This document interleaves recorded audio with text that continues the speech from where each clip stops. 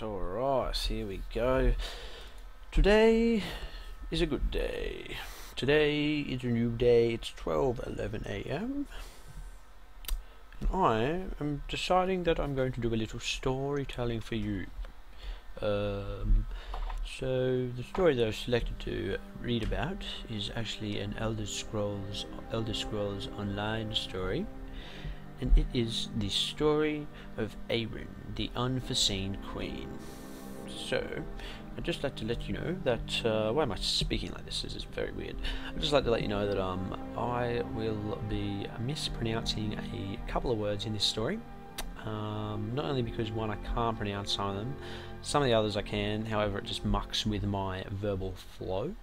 I'll try and do it in one take, be a bit of stuttering, probably a bit of laughter. I'll try and keep in a kind of slight character, so you can immerse yourself into it if you want. I don't know, do that kind of shit. Sounds kind of weird saying it, but anyway. So let's begin. Aryenn, the Unforeseen Queen, by Headmaster Tamriel of the College of Aldmeri Proprietary.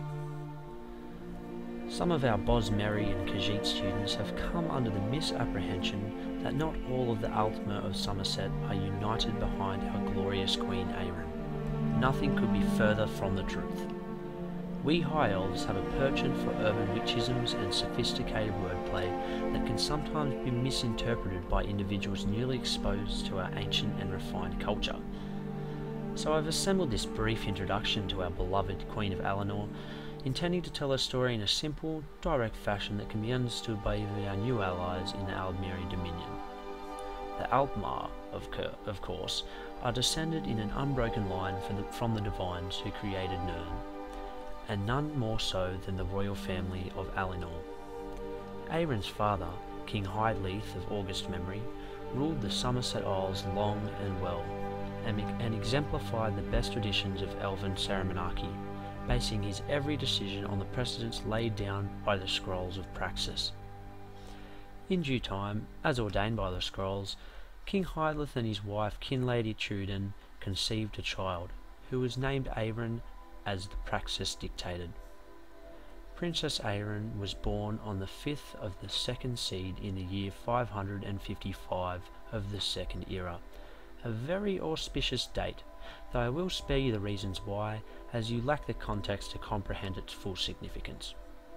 However, you can believe me when I tell you all Somerset, Oridon, and Atrium celebrated her birth for 55 days. It was foretold that Princess Aryenn would reflect the restless and turbulent times in which she was born, and so it came to pass. Nimble and quick-witted, she was quick to master the lessons of her tutors, and from an early age often adopted unorthodox approaches to schoolwork. In fact, she sometimes became so engrossed in her independent studies that her whereabouts would be unknown for days at a time. She would often return from these field trips with unusual knowledge and mastery of remarkable skills. One day in Evening Star of the year 563, the entire royal family of Alinor gathered at the Crystal Tower to celebrate Aeryn's matriculation to the Sapriarch's Labyrinth, where she would study Altmeri regal practice and ceremoniarchy for the requisite 3,555 days. But somewhere between the palace and the tower, the princess had disappeared, and despite a 17th degree inquiry decreed by the Justicars, she was nowhere to be found. The Sapriarchs, however, reported that the night of her disappearance was filled with signs and portents, the constellations of the lady seeming to ride the constellation of the steed, while the great orrery spun backwards, and a young eaglet was found atop of the statue of Topal the Explorer. In due course, Prince Naaman, Aeryn's eldest brother, was named heir, and in 565 he matriculated into the labyrinth.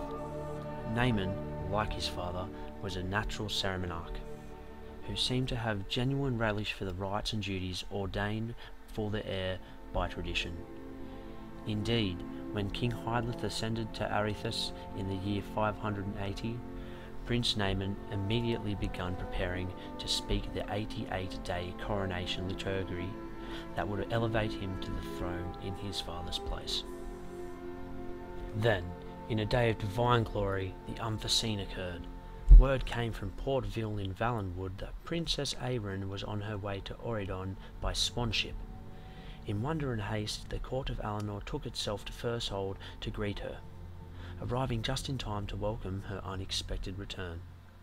Princess Aryenn announced that she was prepared, as the eldest heir, to assume the throne of Alinor, and the High Justicia affirmed that this was, indeed, her right. She was crowned Queen Aryenn on the 7th of Frostfall in the year 580.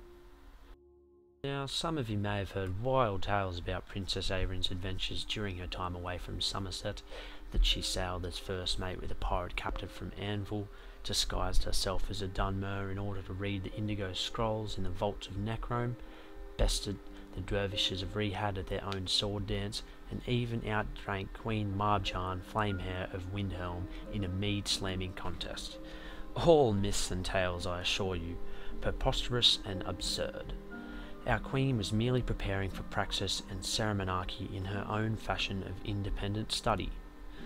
Since assuming the throne, she has brought some innovations to the rule of our wondrous land, but this is as foretold at the time of her auspicious birth, and the Sapriarchs, one and all, have endorsed her innovations.